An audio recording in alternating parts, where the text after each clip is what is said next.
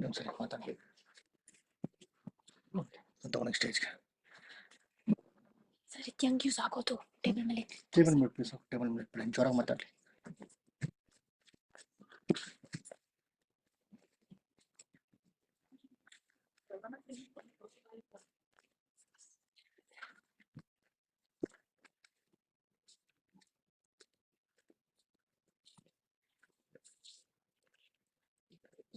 You put her mic on? It's on. Your mic is on. Yeah? Can you hear me, Alice? Yes. Finally, yeah. You can hear me? Yeah, we can hear you. Okay. Can you hear me?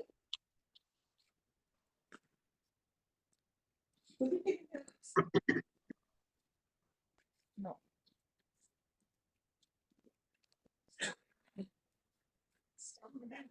Should I just start with that? It's going, ma'am. Signal is going.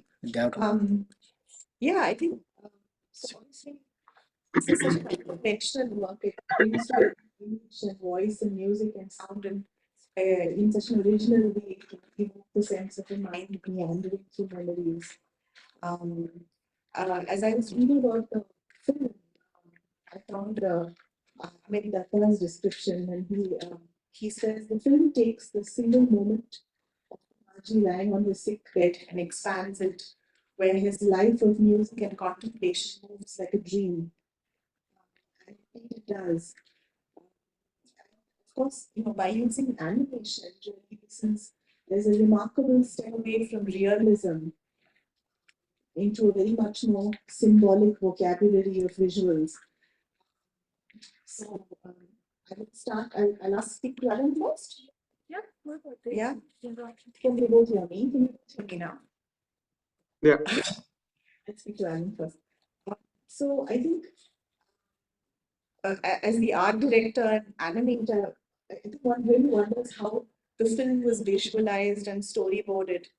I wonder if you might tell us something about the imagery that we see, a little bit about the technique perhaps, because it appears to be largely done by hand. Which has really been quite a labor of love. Yeah. So,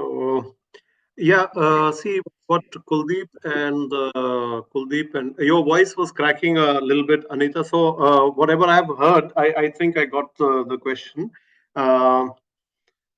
So when Amit approached me for this film, I was I had to, I like Hindustani classical music, but I'm not into it. So I had to really get into it. And so my go-to thing is to go to the sketchbook, do some research, but write a lot, sketch a lot there. And when I started thinking about the film, I had to call up a few people who are actually conversant with Kumarji's music and a couple of friends. So one of my friends, he told me that he was quite a rebel as far as the way he approached music was concerned, and he broke a lot of norms in the classical structure. So I asked him what was it. So he said, see, simply if there was a bandish and there was a note which didn't belong there, but he felt that it was standing at the doorstep, he would let that note come in and do whatever it has to do because he had a feeling, and then he would let it go. So and that's where it all started. I took that, and if I can show you my sketchbook, my interpretation of this was very first scene where there are these strands of grass and they're moving, and so I looked at it as the structure of the classical music which was there, and this little bird was this little note which was wanting to get it, and then he allows it to come in. It doesn't disturb the rhythm. It breaks the rhythm, but it doesn't the little bird, and then it flies away. And on many levels, this became the beginning of the film. It also became the end of the film. It was also like how we interpreted, or how I visually interpreted Kumarji's life, that he came in, he did his bit, and he left. And even when we are looking at the film, when I was given the story, it was divided into 10 scenes, so we took it by one. Like I did the storyboard for one scene, and there were many shots in that scene, and like that, so we went step by step. We didn't do the whole storyboard.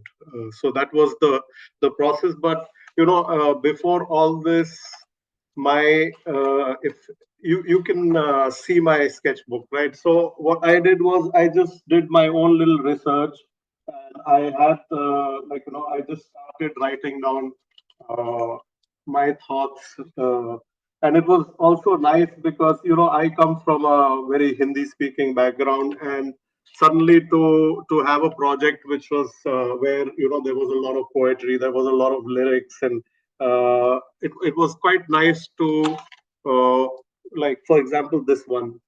So this is again, this is one of the only pictures that is there existing where he was ill on his bed, and there's this beautiful pillowcase with a flower. So then one takes clues like that and then builds on that, because the imagery, of course, there was a lot of imagination, but we took some references, but as a launching pad, like that it was there to build on it. Yeah.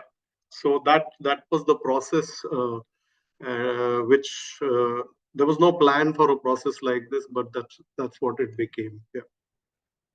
It is largely animated by hand, right?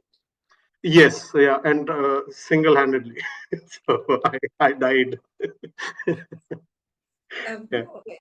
I think there is a certain sort of echo between the, you can sort of between the labor of the voice and the hand, Mm. which and that, so there is that resonance which I think animation allows, because we do have a sense of your a trace of of your working on um, working on the film, and of the work of your hand. Um, I found I mean, there are so many sort of symbols there, some of which I'm sure I missed, some I can't.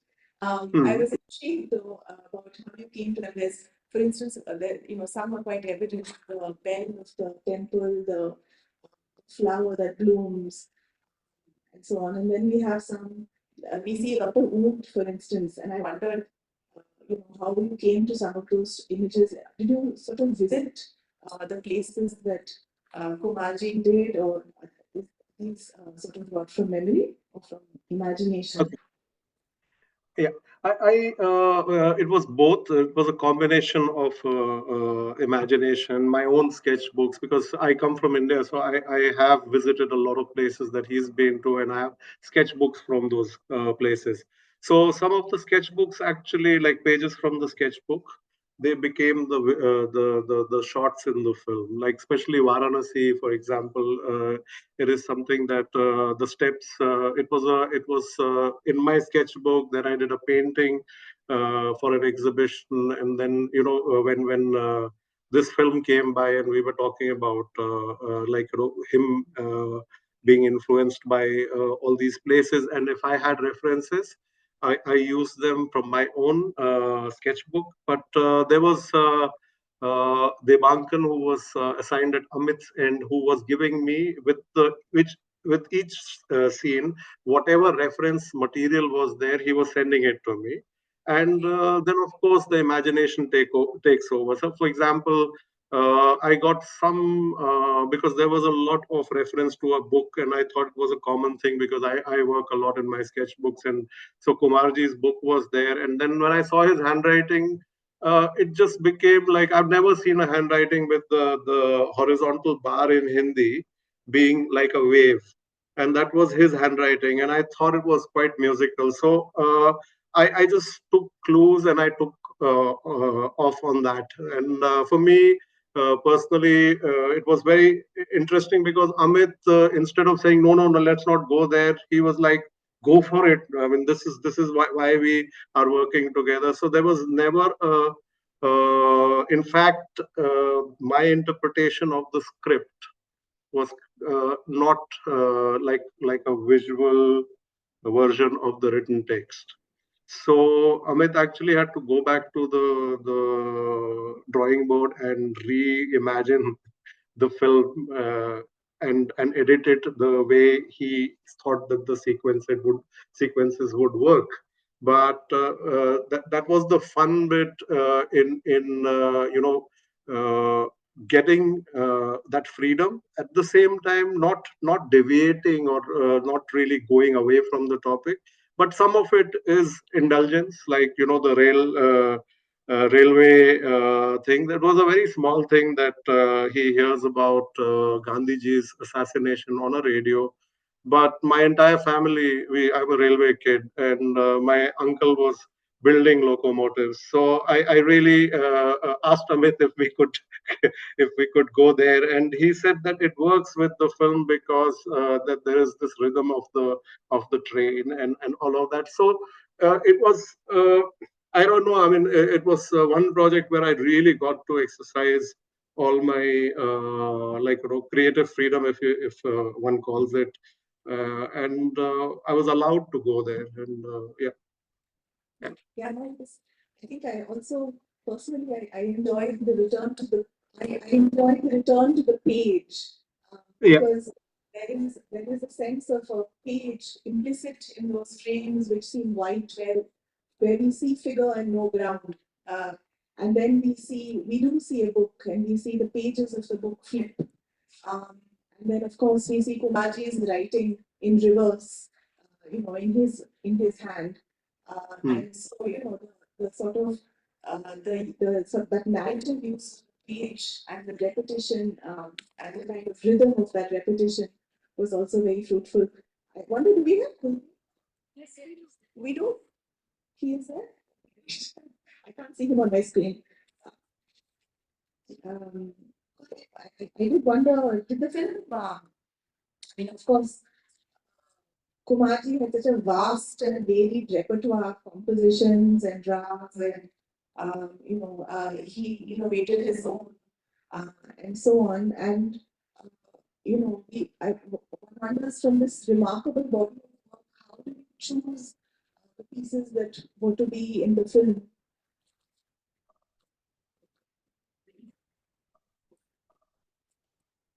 Can you hear me? Anita, we can hear you, but it's a bit garbled, so we can't really clearly Yeah, hear the. I was just saying that music is obviously so central to the film. One wonders how you came to choose the pieces, that you did. Was that, was that a collaborative process? What kind of thinking went into it? Yeah. Is this a question for me, right? Yes. Yeah. Can you hear me? Yes. Yes, pretty. Okay. Yeah. I mean, firstly, it was a very intimate process for me and Amit, and I feel that the film and writing, the process of writing it with him, actually is not a culmination but an ongoing process and dialogue with him starting from 2000, which is or sometime in the late 90s when I actually met him. And I remember listening to Kumarji with him at that time. And so Kumarji music and musical aesthetics have been a part of our dialogue and interaction since then. And so when we actually sat down, like Alan was saying, uh, we had actually 60 scenes in all, because as you mentioned, Kumarji's oeuvre is so varied, so vast, so so diverse in its form and content. But finally, we basically zeroed in on 10 scenes that we had. And the music that was chosen, sometimes it was every piece that is chosen for a different reason. It could be the lyrics of the bandish, it could be the tempo or the lay of the bandish, meaning the music, the way it is presented. Sometimes it is the resonances of that music inside us, me and Amit, that what it was saying to us. So I feel It's different in different places, but largely the music is sort of addressing the way the narration is going on, largely the script and the screenplay. Although it had many iterations during the process, uh, it basically was serving, some kind of a purpose or a role in each scene, but it was different reasons for every bandish. For example, the Gandhi Mallar, the Alan was mentioning the train sequence, and Alan has his own association with it, the train and its movement and everything, and it also sort of when Kumarji had his illness, he was advised to go to a dry place, being in Bombay that time, which is extremely humid. So when he went there was around the same time during Gandhiji's assassination. Uh, uh, and later on, when he composed Gandhi Mallar, keeping Gandhiji and Tum Ho Dheer is the bandish actually. So it all sort of comes together. Sometimes it is driven by circumstance and an incident in Kumarji's life, but with animation and with the layering on the edit table, it starts getting a new meaning or many meanings, which is what we were looking to create. And not just so, it is basically the resonances of all the music that is inside us that it is creating, and then we have the animation and the visual imagery, and then we work with the material to explore that, to open it up, so to say, open up the different layers that we can. Um, it's a very fascinating script. I mean, we experience words as song. We hear words spoken aloud as voice, and we also see text on the screen. And I wondered about are all the excerpts from a diary, or how did you go about They're putting taken together the from values in various this? sources. They're taken from various sources, and some is new writing as well. So it's sort of it's different things. Much of the text that comes in letter on the screen is Kumarji's own thoughts, which comes in the second half of the film. The voiceovers and the narration are some of the experiences that uh, Nambiar, for example, who was helping him, his experiences, or it could be a bypasser going in Devas and hearing the music, and so we build on that. So it's different things, and I feel it's also a stylistic element in Amit's work, sort of because the way we interpret and experience text is very different from voiceover, which is very different from how we react to the lyrics of a bandish put to music. So all these are different modes of of passing those or sort of layering those thoughts. Yeah. Well, one certainly has the sense of evoking Kumarji's sort of interior, this sort of sense of his interiority, um, and trying to imagine where his mind might have sort of what the ground it might have traversed, and in doing so, I think it's a really kind of original way of revealing character or speaking about someone's personality. Um, we also have the sense of uh, him as a child, and sort of looking back at himself, obviously in this kind of collage, this juxtaposition of images, and there are these pieces which are not in his voice as well. Abdul Karim Khan's Jamuna Ke Tir, for instance. Uh, those were also they're very interesting inclusions. So I wonder what led you to sort of mix it up, as it were. Especially the childhood sequences, we are looking at the soundscape. Music is a part of it. Nature and natural sounds and other sounds are also a part of the sound design, which is also very important. The idea of listening, the idea of samskar that happens on your ear. Uh, when you're sitting and listening to something, but something falling on your ears as well, is I think very important, especially when one thinks about Kumarji, because the way he later on became associated with folk music also is something that he heard around him in Malwa. Uh, so we look at Harikatha performers uh, that could have been around at that time, or somebody like Abdul Karim Khan Sahib, which we know that he used to actually listen to the LPs and sing along with the LPs. There was Abdul Karim Khan Sahab, there was Rahimat Khan Sahab, and so uh, we took Harikatha recordings, archival recordings from that time, and yeah, so it's basically establishing the soundscape and the influences that he could have had. Um, I wonder about. I think that there are these moments when there are mobs, when one thing turns into another. Can you hear me? The gramophone Yeah, is engulfing the child. Really yeah, powerful moments when I think they really do sort of decisively step away from realism and they kind of they kind of create meaning in other ways. Um, I just wonder if you'd like to say something about your views of those transformations. okay. See, transformation is something that one uses in film very often in animation films. But here, no, when we were trying to say when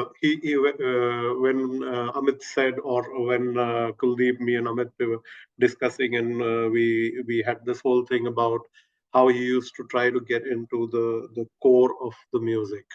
Now and by listening to it as a kid also. So we were brainstorming about how to get there, and of course the visual ideas. I just, like, while we were talking, I had this one thing which was this is while we were meeting. Sorry, you can see it now. Yeah. Yeah. Okay. That's an Uh, instrument. so when we were talking only, then certain thoughts came. But after that, we also I also thought about why not make him swim inside the music. So it was more about when you are thinking about how to represent this. And so transformations became like a very organic, natural way to go to for something like, because it's something that you're not dealing with, something that is very tangible, like, so of course you have to float in that space, and the visuals kind of or the transformation helps you, like, connect two things which could be very different from each other, and take us for one place. Or for example, tuning of the tanpur, it was very central to him, and and he was trying to get into the core of it, and for him it had to be exact. So you have this the tanpura tuning thing, but then it results into a performance.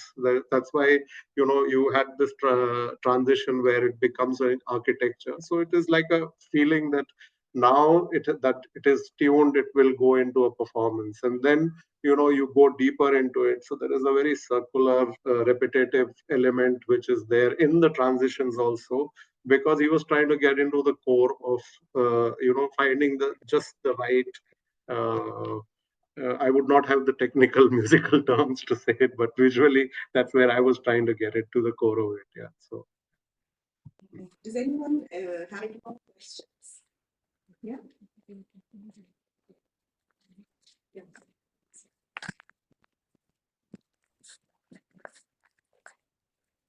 No, okay. There was a lot of use of different elements like the deer running, the goat being led by the shepherd, the camel walking. Also, I think the men with the instruments walking, the bird flying, fish swimming. So those elements are very interesting. Also, the child running and the bird flying, and that whole scene and sequence and the laughter of the child. So, how did you all think about that? And like, how did you integrate it into the film? And what was your thought?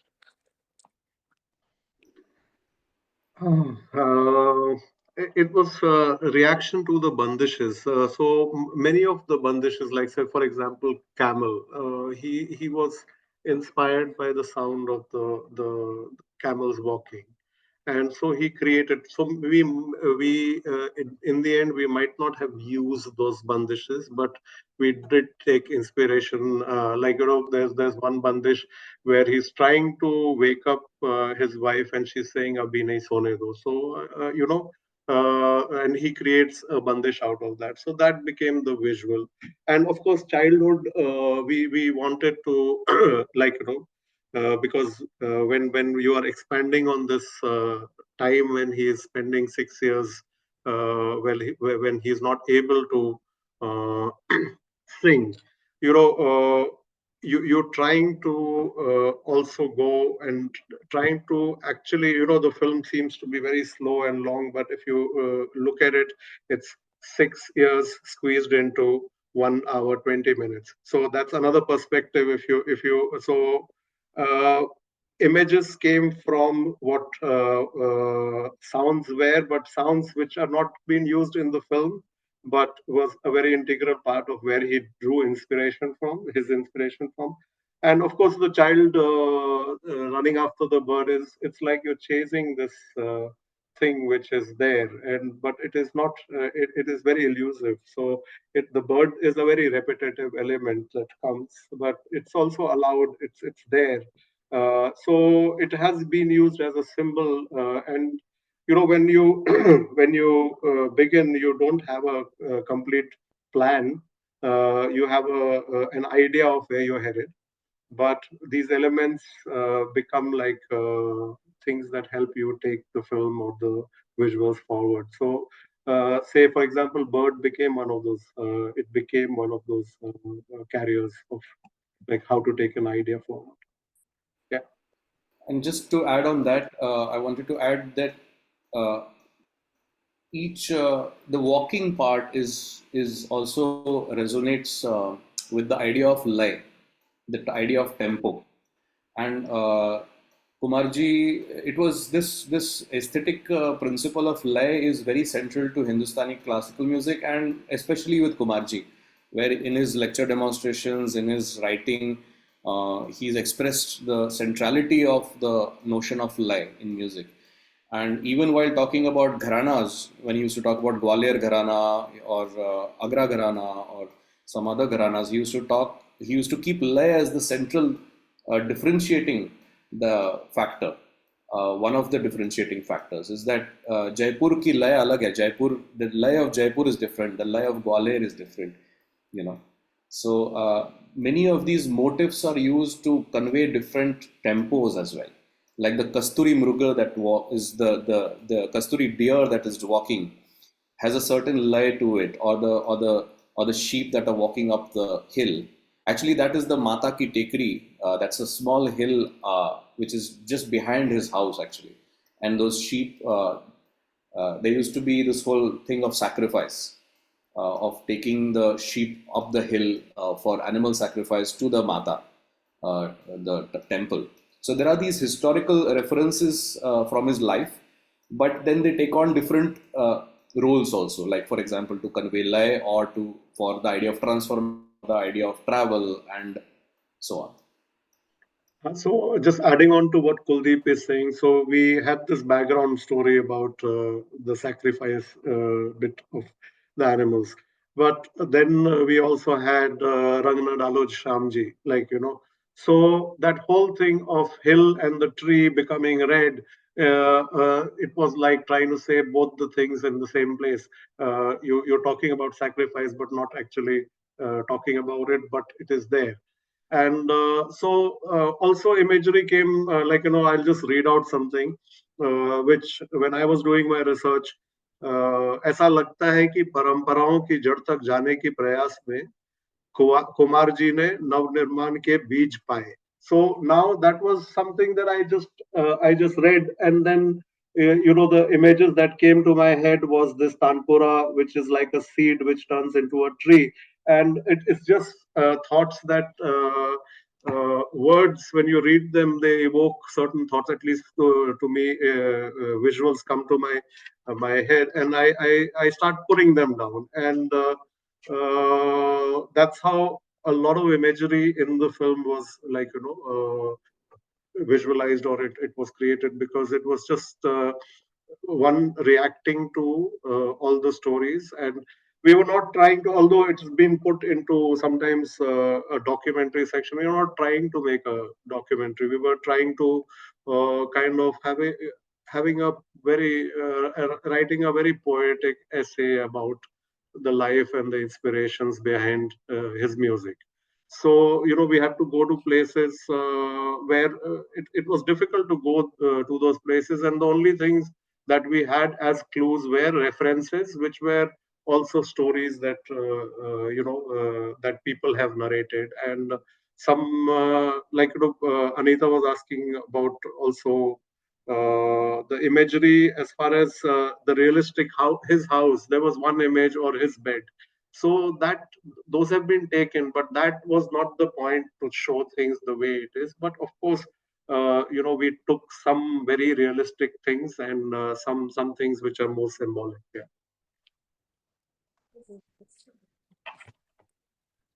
My question is primarily for Kuldeep. I just want to know the scripting process, like, because you've created this magical world, but I think it was built, like Alan said, there he had 10 scenes first. So I'm curious about that bare bone 10 scenes which went before the music and also the visuals came in. Because generally, I mean, just now he said it's not a documentary, but with documentaries, the footage is kind of like you watch the footages again and again, and that kind of sets the narrative.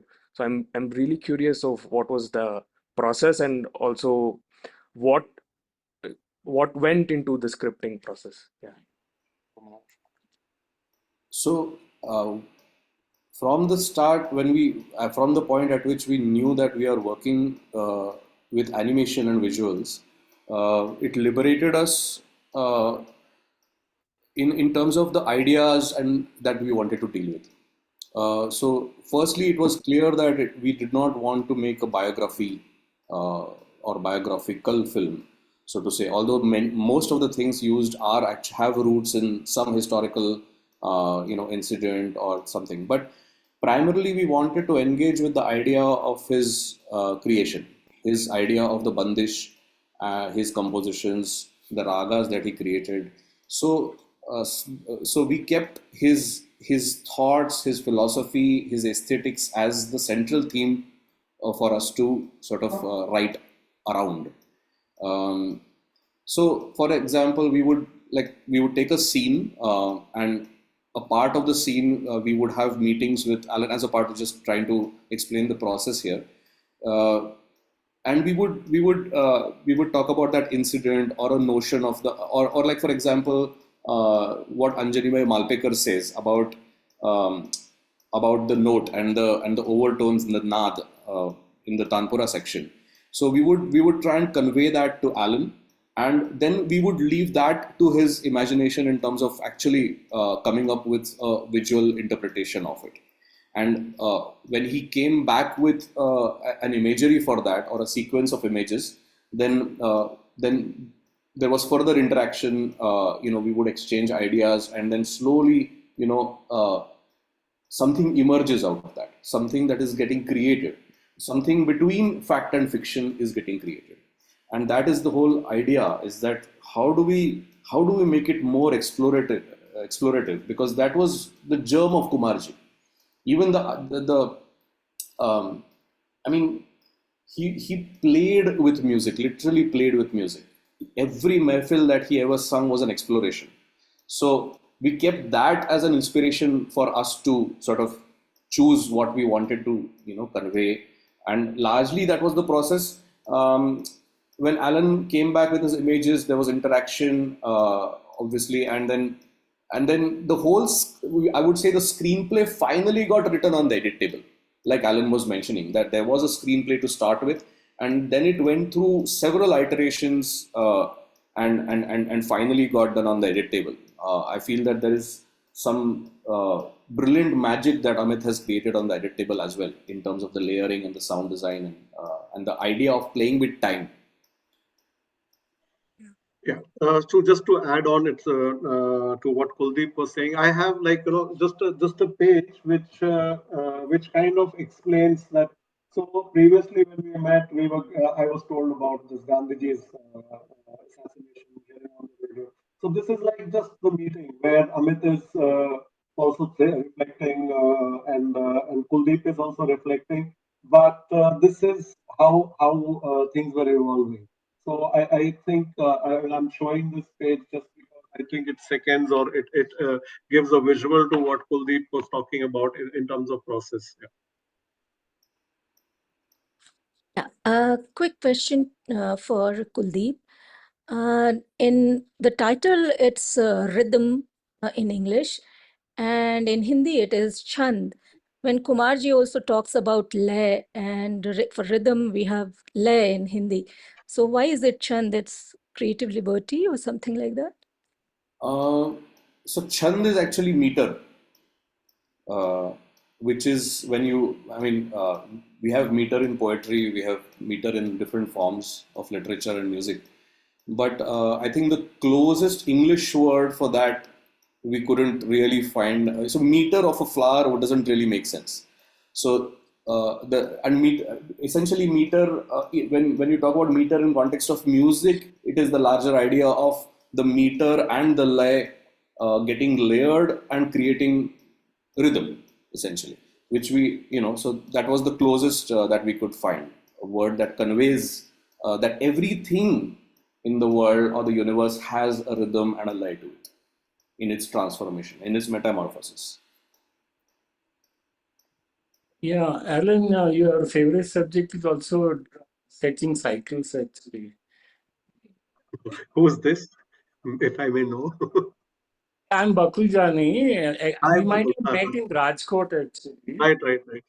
Uh, so, how did the cycle came into picture? Train I can understand, but how did the cycle and the lay and the music came into things? How when we are looking at say there's only one village scene where the cycle is there. When you look at the past, so you have to recreate a time, no? And so one thinks about that. Of course, there is indulgence, like okay, I like cycles, so but it fits into the context of it being there in that time. I mean, I would not. Of course, when we showed Bombay, we had Ghoda Gadi and we had buses and all of that. But when we are talking about his childhood, one thinks about what kind of mahal was there, and so yeah, and I got a chance to use the bicycle, so I did. Hi, a question for Alan. Yeah. I mean, before I ask, I just want to say that it was a lovely film to watch. Like you said, it was very poetic. I was especially amazed by the use of repetition. Mm, And there was this one small thing I noticed, which I'm finding myself hooked on, like I can't help think about it. mm, This is I noticed like one where the boy, when the child is running after the bird and he's mm, laughing. mm, We go on that for a while, and then at some point we see just the bird and not the boy, but the scene remains the same. And in another place I noticed was when we are on the steps of Varanasi. mm, We climbing up and there's a shadow, and we linger mm. again for a while, and then we just see the shadow and not the man. I found this really lovely, and I was wondering what the thought was behind this. Okay, that's entirely Amit. While doing the film, no. So when you are doing one scene, you give Amit different options for the scene, like one with the bird, one without the bird. So when I was doing the man walking on the steps, he said, "Can I have a man without the shadow?" So I said, "Yes, you can have a man without the shadow." Then he said, "Can I have just the shadow?" So I said, yeah, you can have just a shadow. So it means more work for me, but it is just like, and then he said, I might just use it. Yeah. So it is a lot of repetition is how Amit, because, we had to, I was not animating to sound. I was animating to references of sound. Like I didn't have the sound was laid on the film later. For me, it was I had a scene and I had references of what bandishes are going to be played in that scene. Uh, that's how we worked. And then when Amit got all these scenes, कि एक static walk cycle है, एक progressive walk cycle है, he just decided that he will use it because it helps build the bandish like that. So, and of course, the film it's not my film, it's not a Kuldeep film, all of us worked on it together. So when Amit got all these things, he said, हाँ हाँ मुझे ये भी दे दो. And then I realized why he was saying that, because I was giving him a choice whether you want the static one. He said no, मुझे को दोनों चाहिए. And some places he asked for, like, especially that Varanasi scene. I really like because Amit, what I've never met him. So it was also very nice when he approached me. I didn't know who he was. So I asked him, thoda kaam waam dikhao.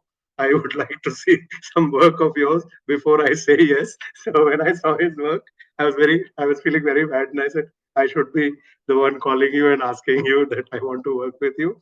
So, this repetition is very Amit. And one thing, Amit, what I liked about working with him is that in today's world, now everybody is running so fast. Everybody is just like in a mad rush. They want to get somewhere. I don't know where everybody is headed, but Amit has this time. And in the film also, he has taken his time, and this repetition and all of it, I would not take credit for it. It's Amit who did that. Yeah. Anyone else? No, I think we will wind up now. So I just wanted to thank everybody. Thank you, Alan. Thank you, Alan. Thank you, Kuldeep, for joining us virtually today. Thank you, Anita, for coming here, and of course to the audience for coming to the film and staying back. Amit is not here, but we do want to tell him that it's a very, when you make a film about a legend and make and in a sense launch on this bold experiment almost of a film, to be able to pull it off with, of course, contributions from all of you. It's really a wonderfully immersive, fascinating experience to sit and watch the film. So thank you, and thank you all. Good night, and hope to see you next month. Thank you. Thank you. Thanks so much. Thank you, Anita. Yeah, thank you. Thank you, Swati. Yeah. Hope to see you in person sometime, if you are in Bangalore. Thank you. Yes, it's a long visit, long overdue, so we'll do soon. Yeah. Okay. Good night. Thank you. Yeah. Bye bye.